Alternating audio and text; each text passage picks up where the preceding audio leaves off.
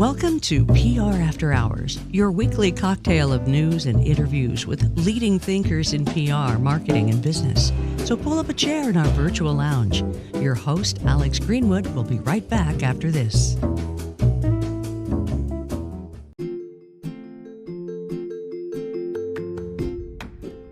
This is Holly Jackson, host of Inspiration Contagion podcast. You're in the virtual lounge with Alex Greenwood of PR After Hours.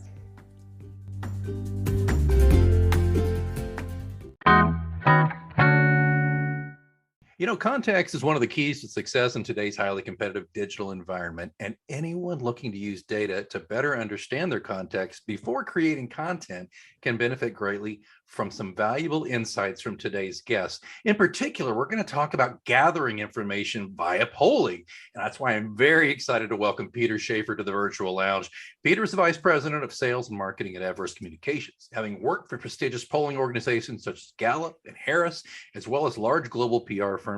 Peter will help shed some light on how using data effectively can vastly improve your digital marketing campaigns. Survey says we're going to learn something really valuable today as we welcome Peter Shafer to the virtual lounge. Alex, it's great to be with you today. Thank you so much. It's great to have you here, Peter. I told you offline that I have not actually spoken to a pollster, and I'm just curious because you've kind of gone from working at prestigious firms like Gallup and working with Harris and them, and now you're weaving that into your work in the PR field. I just love to know how did that journey happen? It's a great question. And this journey started back in the late 1990s. And I actually was a client of Gallup Poll with one of my former organizations, got recruited to go to Gallup Poll, worked with them for 6 years, and in fact, on 2 presidential elections, which in itself was quite interesting. But I had always loved data, had always loved the science of collecting information from people and then interpreting that. And that led me to Harris Poll, and that led me down the road to become CEO of a research firm within Interpublic Group. And so there's been this thread of using data either in the media space or in developing media and campaigns. And now, obviously, with social media being such a big part of these campaigns, the same principles and the same ideas apply. It's just that the data sources and how you interpret that data is different than it was 20 years ago. And that's been the biggest evolution, is that data is so readily available, but some of the science behind it has gotten a little bit sloppy. So even though there's a lot more data available, it's sometimes lower quality than what it used to be 20 years ago. Yeah, tell me about it. I used to be in politics. Yeah, don't hang up. I used to be in politics, and and I'm talking 20, 25 years ago now, and people actually answer their phones then, first of all. And so that's the question I want to ask them for the listeners who don't understand, is that, listeners, just think about it. You're probably carrying your phone in your pocket. And if you get a number you don't recognize, what do? You don't answer it unless you're feeling lucky and you're really bored, right? But so, Peter, how that kind of thing is what you're hinting at a little bit here, is that how trustworthy is the sample these days? Yeah, that's a great question, Alex. And 2 particular things. Number one is, and this is industry-wide, there is a little bit of a crisis around the pool of people who actually take polls and answer questions on polls. We used to joke a couple of years ago that it was all polls were taken by the same 15 million people in the United States. And while that sounds like a lot, and even though the joke is kind of interesting, that's about the size of the number of people who sign up for these lists, or actually who sign up to participate in these polls.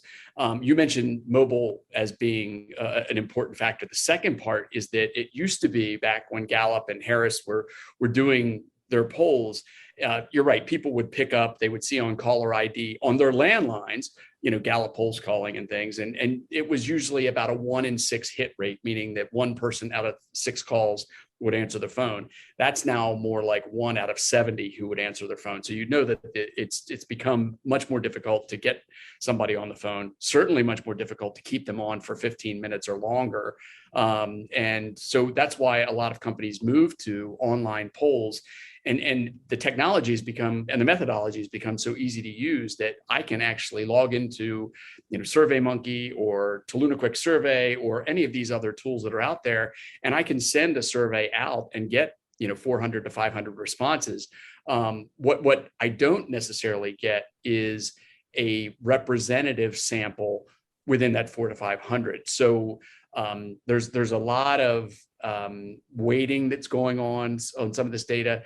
But if you're just asking a one question poll and you're just using it for directional, the current techniques are okay and pretty decent. But if you really have to start digging into the data and matching up, did so-and-so say this and this demographic or this grouping or audience, the science has gotten a little bit, or many of the polling companies have gotten away from the science a little bit. And that's been distressing, quite frankly. Yeah, exactly. Because I probably know a little bit more than the average bear, but still, compared to you, it's just enough to be dangerous. And now I'm at a loss. I can't tell you how many times the past let's say 3 or 4 years where clients have come to me wanting me to do some of the kind of heavy research through polling, and I just did not trust myself to know enough to do anything about it. And it was too removed from the budget of the client to bring in, somebody like yourself. So, we resulted to other things that I'm pretty darn sure were not very effective. I think that's partially what you're alluding to. And what about some of these cheaper methods of polling? I mean, do you trust social media polling, or is that just the worst idea ever? It's an interesting double-edged sword. There's that whole idea of crowdsourcing. And, at some point having, 2, 3, 4,000 people, the error rate goes down, and you begin to think, okay, well, if it's that many people and they're saying this, then yeah, I think I can trust these results. It still doesn't mean that the question is good, meaning that it's a bad question that's going to give you a bad result. So if I ask a leading question or a biased question, even with the 4,000 to 5,000 people, you're still going to wind up with a maybe less than effective result. But overall, I think that most of the tools that are available to marketing, PR, and even to a certain degree, corporate comms people, they have mechanisms in place and they have the science in place to get you as good of an answer as they can on that particular question or that particular topic. So there are safeguards. It's just that sometimes those safeguards are not enough to make the data work in a way that maybe you need or your client needs, or tells a story that really is able to come through. There was a client that I was working with just recently who got some great data back, but they had additional questions, and the polling didn't address those additional questions, and it would have been difficult to go back out a second time to get the same that second layer of questions. So there's always that gap too, is that, what does this mean? And so any context that you can get from it is usable, but it might not be useful, if that helps. Yeah. That does help. Well, let me ask you something. Is there a strata that you find is more likely, and I'm talking about the age, gender, and race, is there a strata that's more likely to answer a call or to do a poll if they're invited? Yeah, that's a really, really great way to put it, Alex. I hadn't thought about it in that regard, but yes, there is. Obviously, any person that is below the age of 30, it is very, very difficult to convince them to do a poll, either whether it's through a phone call or whether it's through an email invite or even a text. I mean, text polling has become very popular as well. So that group between 30 to probably 50 is the most reliable group in terms of completing polls. And one caveat I should say to this is that there are, if let's say a company is using their member list, say an airline that's using a frequent flyer list, and they send out a poll to those, they typically would get a pretty wide range of sample from 18 to 65 or 70 or whatever the number, whatever the ceiling is that you would set on that.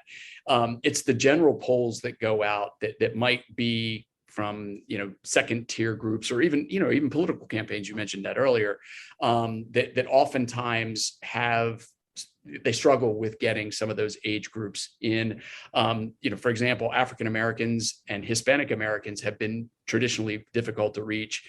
Males 18 to 24 have been very difficult to reach. So those pockets are continuing to be a struggle to reach, which is leading to new techniques on trying to get a hold of them. But it's also leading to different weighting schemes on the back so that people can at least use some of the data that they have in an effective way. And I've done initiative campaigns and issue campaigns, and right. It seems though, at least in my working with those, and of course I mentioned politics, but I've kind of veered away from politics other than initiatives. It seems like initiatives, unless they're really a hot button, people seem a little more thoughtful when it comes to doing our research on initiatives. And I don't know, that's just is that just a stray thought, or have you seen that? No, I think that's actually a really accurate way to, or an accurate perspective. There are certain pockets of research, and in polling in particular, and whether it's political or not, where we do see more thought put into, or both the research itself and the methodology, but more importantly, there's more thought put into it by the particular individual who's been invited to participate in that poll. Initiatives and referendums typically fall into that category. If you're doing research on very key topics, or very public topics, climate change would be one, economy would be the other, mental health, for example, as part of healthcare, lots and lots of people are participating in those. So again, it's people self-selecting into these more interesting topics, versus, hey, are you going to go buy a car in the next 30 days kind of thing. So you're right, is that the polling community, or the respondent community, is becoming much more discerning and much more selective in what they participate in and what not. And the pollsters are picking that up, and they'll ask, hey, can we recontact you on this? And so if those types of things are happening, and so it's impacting areas where people do think that change is eventually going to happen, or that I can actually have some level of, or my opinion is going to be heard on this particular issue. Yeah, I think that's it, isn't it? I think people feel like, no, I want to make sure this is recorded. This is how I feel about this. Yeah. Well, and just one other thing to that, and over probably the past decade, and this has been an evolution in political research as much as it has been consumer research, is that you have these developments of online communities where, somebody like you or myself, happen to self-select into a community around, climate change or something along those lines.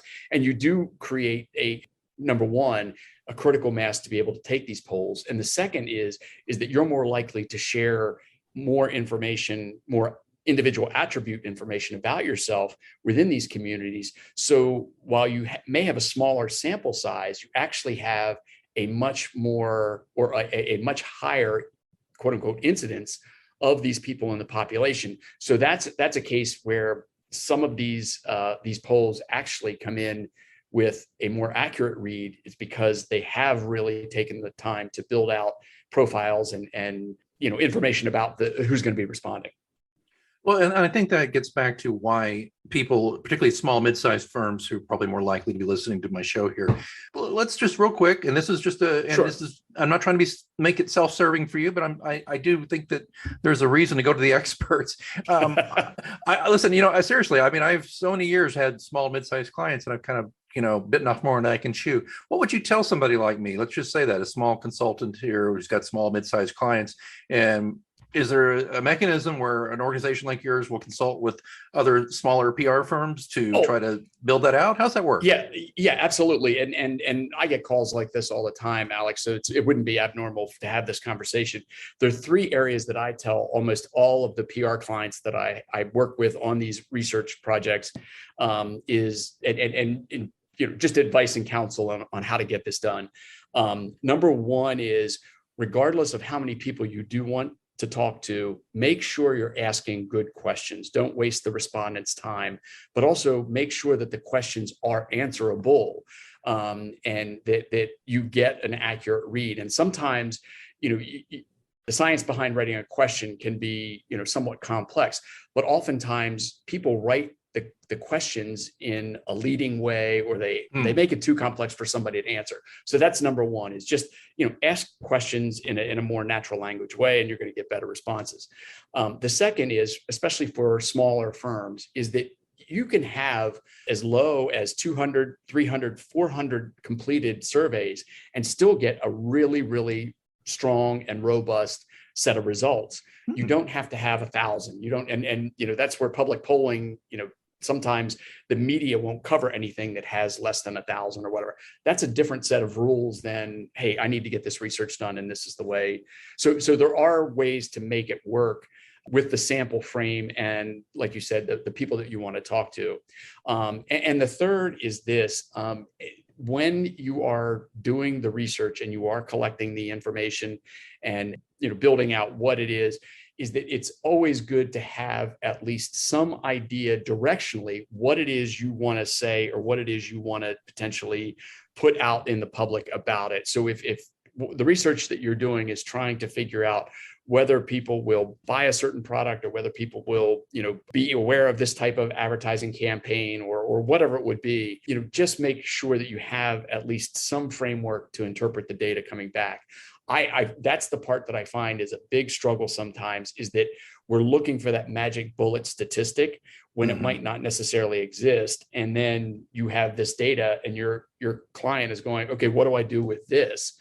And oftentimes there's a lot to do with it. You just have to kind of play and mix and match with the data. And I think sometimes that process gets short shrift in the end of it. So those are the three areas I usually tell.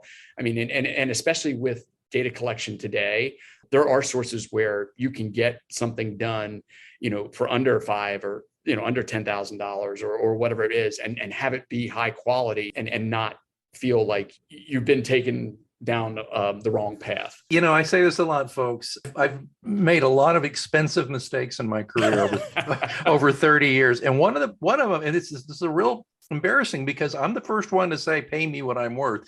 Well, folks, if you're not an expert on this kind of data gathering and polling in particular, you should get a hold of somebody like Peter. Peter, how do they get a hold of you, by the way? The easiest way to get a hold of me is either by email, which is peter@Everest Comms, and at EverestComms.com. Or, just text me at 202-236-4522, or call, and be more than happy to talk to you and fill you in on some of the things that, the do's and don'ts of polling and kind of what to watch out for. I always enjoy talking about polling, because it's evolving all the time. And, it's fun, I think, for everybody to really, when you find that piece of data that says, now I understand what somebody's thinking about my product or my service, or what somebody's thinking about, President Biden or whatever. And there's always that little thrill. And even after 25 years of being in it, I still kind of get that. I still get jazzed up when I see something like that. So be more than happy to talk. Well, that's fantastic. And folks, don't even worry about it. And the enthusiasm from Peter is so great. At the end of a long workday, we're recording this, and he sounds like he just got up and had a cup of coffee. I'm dragging, what right now. But this will be in the show notes. And of course, don't forget prafterhours.com. You can find information on this, and it'll be a nice picture of Peter and the whole thing. But I can't let him go just yet. There's one other thing. I was doing my research on Peter, and not only is he this magnificent PR guy, and he's got all this experience with polling and data collection, all these wonderful things, you also work for the NFL. You got to tell me about this. I do, Alex. So this is I'll make it very, very short. For years, this has been my passion, and I refereed at high school level. I refereed at college level, and then went into the NFL scouting system, and ultimately got into the league. And now I work as a game clock operator or an instant replay official for the NFL, and I've been doing that now for 11 seasons. And really, it's been great to be around the game. It's been great to be around the players, on the staff, the referees. It is as well oiled of a machine you will ever encounter. I mean, really? it is the logistics that go into pulling off one game out of the 200, and it used to be 53, but or whatever it is, but it is absolutely fascinating to watch, and I'm very pleased to get to see it from the inside. So yeah, so my primary role is I'm a game clock operator and I'm an instant replay official. So it's a lot of fun. I envy you, although it sounds nerve-wracking as hell. It is that. There's no doubt about it. So it is that. So well, that's probably what makes you also a good crisis PR guy, I bet. No, there is. Yeah, you learn crisis in real time. And I have one story I tell. This has been years ago, but we were making a presentation in a corporate client, a pitch. And the CEO of our company was just pacing like a cat back and forth and back and forth. And I'm sitting in the chair, just kind of relaxed. And he came over and he goes, "Aren't you nervous?" And I'm like, "No, what makes me nervous is if I'm on TV in front of 25 million people and I make a bad call, that's what makes me nervous, not pitching to 12 people." And he goes, "Oh yeah, I guess that's right." So that's so perfect, man. Peter Shafer, man, I know we only scratched the surface, but hey, thank you for bringing all of your acumen to the table here and your enthusiasm. I so appreciate it. And of course, the door is always open if you ever want to come back. Well, Alex, thank you so much. It's been great talking to you, and thank you for the opportunity to join you tonight. And I hope you have a good rest of your evening. Hey, listeners, are you considering new ways to build awareness for yourself, your clients, your brand, your business? Might I suggest the podcast option? The podcast option is actually my new ebook available exclusively on Amazon.com. In this fast-reading book, I give you the benefit of my 15 years podcasting and broadcasting experience with stories, practical tips, and advice from hundreds of hours I've spent as a podcast host, producer, and guest. The podcast option is mandatory reading for those new to podcasting and a welcome addition to the veteran podcasters library. You can get the podcast option, tips and tricks to make podcasting work for you, exclusively on Amazon.com, or you can click on the link in the show notes or visit prafterhours.com. The podcast option, I hope you will choose it.